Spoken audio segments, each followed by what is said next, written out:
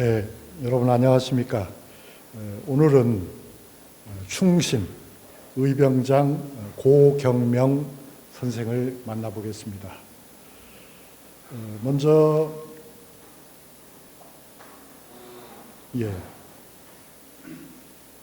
고경명 장군이라고 했군요. 그런데 뭐 장군이 아닐 리는 없습니다만 의병장이니까요. 장군이라고도 할 수 있지만 근본적으로는 이분이 문신이기 때문에, 그것도 아주 탁월한 문신이었기 때문에 장군이라는 표현보다는 선생이라고 하는 것이 더 사리에 맞을 듯 싶습니다.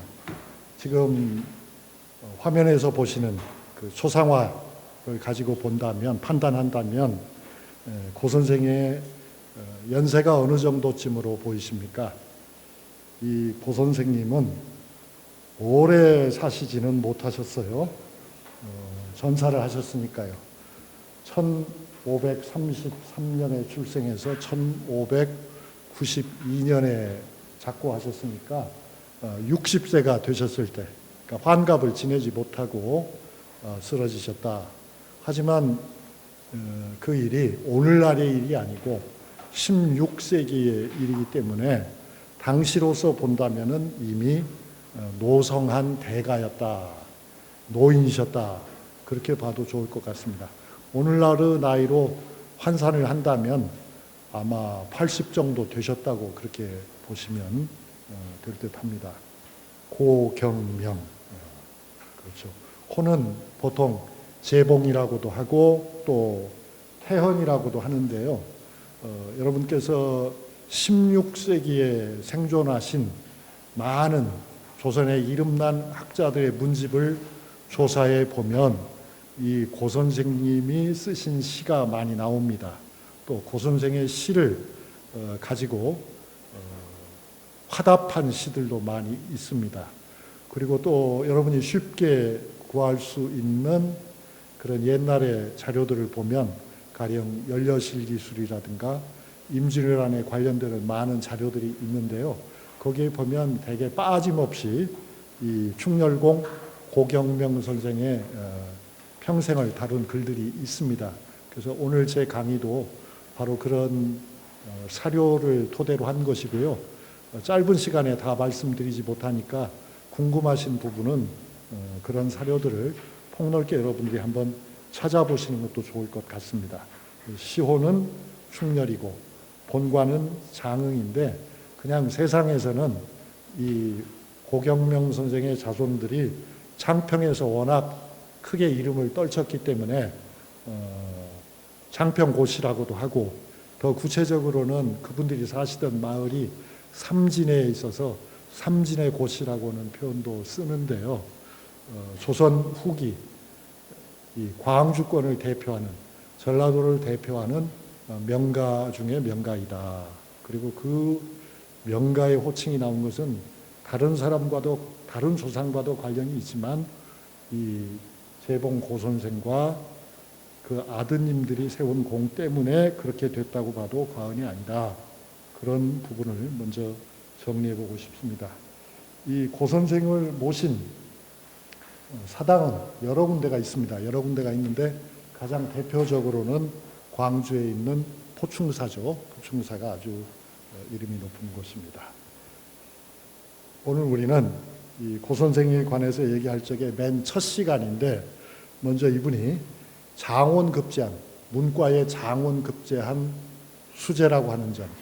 그렇지만 사실 따지고 보면은 관리로서 그분의 뭐랄까 이력이 그분의 능력에 미치지 못했다. 그 까닭은 당쟁 때문이었다 하는 점을 먼저 말씀드려야겠습니다.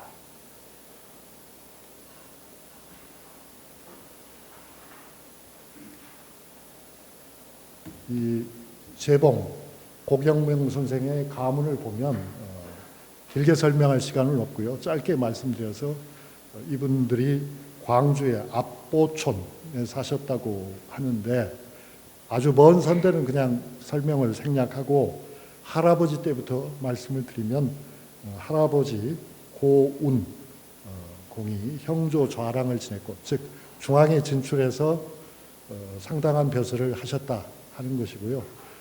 아버지 때에 이르르면은 훨씬 주위가 높아지죠. 고맹영공이 대사관을 지냈습니다. 대사관이 무엇입니까, 여러분? 그러니까 조선에서 청요직 중에 청요직은 삼사라고 하지요. 말하자면 언관인데, 즉 간쟁권을 가지고 있는 임금님이나 신하나 국정 현안에 대해서 비판할 수 있는 사실상 무제한의 권한을 행사한 것이 바로 사헌부와 사간원과 홍문관이었잖아요. 그러니까 사헌부와 사간원과 홍문관은 세부적으로 보면 그 직무가 다르죠. 하지만 큰 틀에서 보면 같았습니다. 국정 현안 모두에 대해서 비판할 수 있고 발언할 수 있었다. 그런데 사간원의 제일 높은 이가 바로 대사간 아닙니까? 그러니까 대사간의 지위에 아버지 고맹영 선생이 올라갔다 하는 것은 이 집의 뭐랄까 가문의 격이죠. 격이 매우 높았다는 것을 한눈에 알 수 있습니다. 어머니는 진사 서거래 따님이었는데요. 이 어머님은, 이 서씨는 우리가 일반적으로 생각하는 아주 널리 알려진 어떤 서씨를 생각하십니까? 달성 서씨라든가 이천 서씨가 아니고요. 이 전라도에 기반한 서씨였습니다. 이 고경명 선생이 크게 될 인물이라고 하는 것은 아마 어렸을 때부터 분명하게 드러났던 것 같습니다. 그래서 문경공 백인걸 선생이 전라도의 남평 현감으로 재직할 때에 그때 이미 청년 고경명을 접견하고 이 선비는 장차 비범한 인물이 될 것이다 이렇게 평가를 했대요. 그런데 과연 그렇게 되었죠. 이 고 선생은 시를 잘 짓고 글씨도 아주 잘 쓰고 또 그림에까지도 뛰어났습니다. 그래서 고 선생의 문집으로는 재봉집이 있는데 속집도 있고 유집도 있습니다. 그러면 이제 우리가 질문할 수 있죠. 아니 문집이 있는데 속집은 무엇이고 유집은 또 무엇입니까?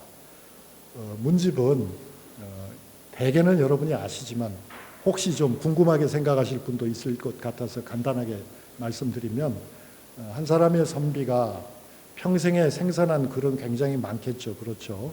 그렇게 생산한 쓴 많은 저술 가운데서 이것은 정말 후세에게 꼭 전해줄 가치가 있다 하는 마음이 들어서 선택한, 말하자면 정선된 글들을 인쇄에 붙이면 그것이 바로 문집입니다. 그런데 그 문집의 인기, 그 주인공의 명망이 커지면은 사람들이 안타깝게 생각하는 거죠. 우리가 정선된 글 말고도 이 선고에서 빠졌지만 중요한 글들을 더 읽고 싶다 하는 그런 여론이 일어납니다. 그렇게 되면은 이제 속집을 만들어내게 됩니다. 그러니까 문집을 만들 적에 몰랐던 원고가 아니고 대부분은 처음부터 알고 있었지만 제 1급은 아니고 어쩌면 1.5등급인 글일 거다라고 생각해서 잠시 제껴두었던 글들이 속집이 되는 것입니다. 그런데 그 속집으로도 부족하다는 여론이 일어나게 되면 그분이 쓰신 글은 모두 다 출판할 가치가 있겠다, 후세에 전달해 줘야 되겠다 하는 그런 기대를 가지고 만드는 것이 이제 대체로 유집이라든가 별집이라든가 그렇게 됩니다. 그래서 속집과 유집 또는 별집이 나온 학자라면 어떻다고 생각하십니까? 이거는 말하자면 전국적으로 알려진 명사에게나 가능하다. 그냥 시골의 일반 선비들의 경우는 글을 많이 짓고 잘 지었어도 한 권이나 두 권짜리, 한 책짜리 문집을 만들기도 사실은 쉽지 않았다. 왜 그러겠습니까? 비용이 많이 드는 일이니까 그렇죠. 이 고 선생의 경우에는 말씀드린 것처럼 속집도 있고 유집도 있는데 그거는 이분이 사실 문신으로서 대단히 탁월한 분이었기 때문에 사실은 생전에도 어느 정도 예측 가능한 일이었다고 생각합니다. 고경명 선생은 생원이기도 하고 진사이기도 했어요. 그런데 특히 진사 시험에서는 성적이 아주 좋았습니다. 여기 제가 제 1등이라고 했잖아요. 진사 시험이나 생원 시험이나 문과 시험에서는 합격자들을 대개 3등급으로 나눕니다. 1등, 2등, 3등 또는 갑과, 을과, 병과, 때로는 갑과를 뽑지 않고 을과, 병과, 정과, 어쨌든 3등급으로 나눕니다. 그 중에서 이제 1등급이라는 뜻이죠. 그 1등급 안에도 제1인, 2인, 3인, 4인 이렇게 나눕니다. 그래서 이 고재봉은 진사시의 제1등이었다. 제1위는 아니지만 제1등 5명 중에 한 분이었어요. 진사시험은 글을 잘 짓는 분들이 되게 진사가 되는 거니까요. 글을 잘 지었다 하는 건 분명한 사실이고요. 그리고서 몇 년 후에 명종 13년에 식년시에서 대과, 문과에 급제하셨는데 이때는 장원급제를 했어요. 장원급제는 이제 짐작하시는 것처럼 제1등의 제1인이 되었다 그 말이죠. 갑과의 제1인을 했다. 이거 참 어려운 일이죠. 그래서 이분은 아주 젊어서부터 사람들이 크게 기대를 했습니다. 여러 벼슬을 거치게 되죠. 여러 벼슬을 거치게 되는데 성균관 전적, 그 다음에 공조와 형조 좌랑, 사관원 정원, 그렇게 거기서 끝은 아닙니다만 아무튼 여러 벼슬을 거치게 됩니다. 그리고 지금 여러분이 자료 사진에서 보는 것은 무엇입니까? 이것이 바로 홍패입니다. 홍패. 대과에 급제한 사람들은 그러니까 문과나 무과에 급제하면은 말하자면 합격 증서가 지금 보면은 색깔이 누렇게 바랬습니다만 본래는 붉은색이죠. 거기에 떡하니 뭐라고 써 있습니까? 교지, 진사, 고경명, 문과, 갑과 제1인, 급제 출신자, 뭐 대단한 영예를 기록한 그런 문서이죠. 그래서 가정 37년 11월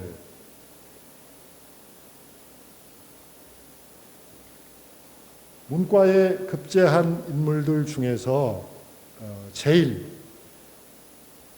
글도 잘하고 그 다음에 집안도 좋고 이런 분들을 3사에 발탁하는데 3사에 발탁하는 그러니까 사헌부 사관원 홍문관에 발탁하는데 그 중에서도 또한 더욱더 영예스러운 것은 홍문관에 들어가는 것입니다. 홍문관에 들어가는 것을 홍문록에 올랐다라는 표현을 쓰는데요. 홍문록에 오르게 되는 것은 딱 닥쳐서 하는 것이 아니고 젊은 문신 중에서 전망이 있는 신하들 몇을 추려서 홍문록에 싣고 홍문관에 빈자리가 생기면은 차례로 등용을 하게 돼 있습니다. 그게 이제 아주 영예로운 자리인데 이 재봉 고 선생은 바로 그런 홍문록에 올랐고 또 그 중에서도 또 특별하게 사가 독서를 얻게 됩니다. 그러니까 다 얻게 되는 것은 아니고 일부 신하들이 얻게 되는데 그 사가 독서라고 하는 것은 그러니까 공무에서 배제해주고 말하자면 유급 휴가를 주면서 연구년의 혜택을 받게 된다는 그런 뜻이 되는 겁니다. 그래서 사가 독서를 받게 되면은 지금 서울에 가면은 금호동이 있잖아요. 금호동에 독서당이 있습니다. 그 독서당에서 함께 여러 탁월한 선비들이 공부를 하죠. 그러면 그것을 기념해서 나중에 개회도를 만들기도 합니다. 말하자면 함께 사가독서 특전을 누렸던 선비들이 나중에 10년 또는 15년이 지난 다음에 한 자리에 모여서 개를 한다 그겁니다. 그래서 그걸 그림으로 그리기도 하고 그런 그림은 지금까지도 전해져 오는 것들이 있습니다. 이 고 선생은 바로 그런 영예를 누렸습니다. 그러니까 대개 그와 같은 과정을 겪게 되면은 어떻겠습니까? 특별한 하자가 없으면 이 다음에 정승판서까지 올라가는 것이 당연한 일입니다. 그런데 여기 지금 쭉 적었습니다만 다 읽지는 않겠습니다.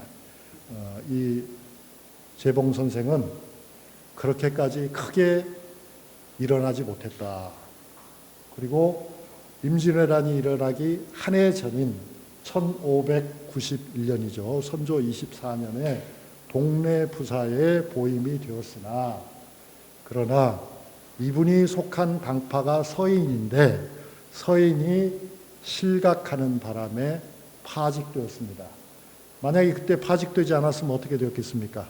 그 다음에 임진왜란이 일어났고 어쩌면은 동래 부사로서 현지에서 순직하셨을 가능성이 한 1000% 정도 된다고 생각해요.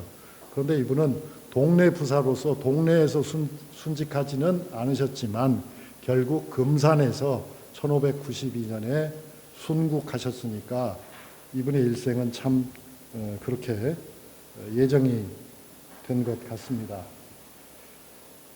예정된 것은 없겠습니다만 아무튼 그렇게 당쟁 때문에 그리고 전란 때문에 꽃이 활짝 피지 못하고 오랫동안, 제가 중간에 설명을 약했습니다만 그 동래부사로 가시기 전에 10년 넘게 광주에 머무르면서 말하자면 초야에서 지내신 그런 시간도 길었습니다. 그 아드님이신 고종후 선생이나 또는 그 고종후 선생의 동생인 고인우 선생도 대단한 수재여서 보시다시피 여기도 역시 문과에 급제해서 벼슬을 제대로 받았는데 결국에는 어떻게 됩니까? 탄핵되어서 아버지와 함께 고향으로 쫓겨나는 신세가 되었습니다. 그것이 바로 1591년의 일이었고요. 그리고 그 아우인 고인우 선생도 신사를 거쳐서 진광문과에 급제하고 이렇게. 아무튼 이 3부자가 굉장히 탁월한 능력을 발휘했다. 물론 이 재봉 고 선생에게 아들이 둘밖에 없었던 것은 아니고요. 아드님은 6이나 되었고 그 중에는 이제 일찍 돌아가신 분들도 있고 나중에까지 살아남아서 말하자면 막둥이 아들 같은 경우는 나이가 좀 적으니까 이 당시에는 활약하지 못했지만 나중에 외란이 끝난 다음에 높은 벼슬을 한 그런 훌륭하게 대성한 그런 분들도 있었다. 지금 첫 시간에는 제가 무엇을 말씀드린 건가요?